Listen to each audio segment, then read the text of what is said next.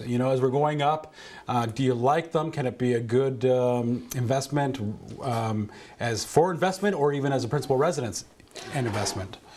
On both fronts, yes. I mean, and once again, you have to analyze and dig a little deeper. But, the nice thing in Mississauga, there are new condo developments going up, but there's still supply and demand is in check, right? And I think that's very important as well. I think in Toronto, you're seeing a lot of condos there as well. And you have to be a little careful because there's quite a few cranes there, et cetera. And of course, lifestyle as well. Sometimes people want the condo lifestyle, and that's what they want. It's not even an investment. They prefer to be able to close the door and leave for the weekend, and off they go and maintenance free. So on both levels, it makes sense. Yeah. Speaking of condos, you just sold, one of the highest, value home in Brampton. Yeah. You have many homes that are in the multi-million-dollar mark. What about the $150,000 condo?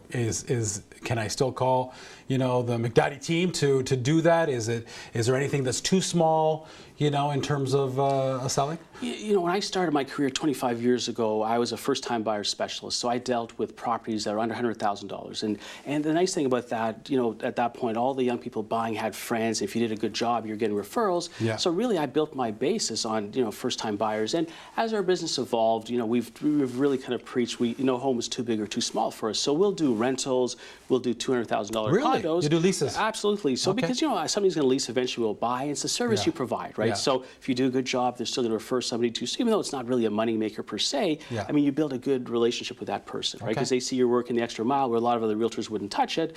And then we have kind of estate homes that are quite expensive, that are multi-million dollars. But, we tell, sometimes it's interesting. When we first started getting into the high-end market, the perception was we were only kind of low mid-end, right? So, and we worked really hard to kind of overcome that and show people we had the skill set to do high-end. And so we've kind of done a really good job and have a good percentage of that market. Now when people want to sell their, low mid-end, they think, oh, you only do high-end, which is very interesting because the truth is our average price range is kind of right in the medium. So we do a bit of everything and we're proud of it. We don't want to ever say, oh, we're, above doing a small little kind of transaction. It's great. When you're not a niche agent in your team, then you can even do all those kind of things.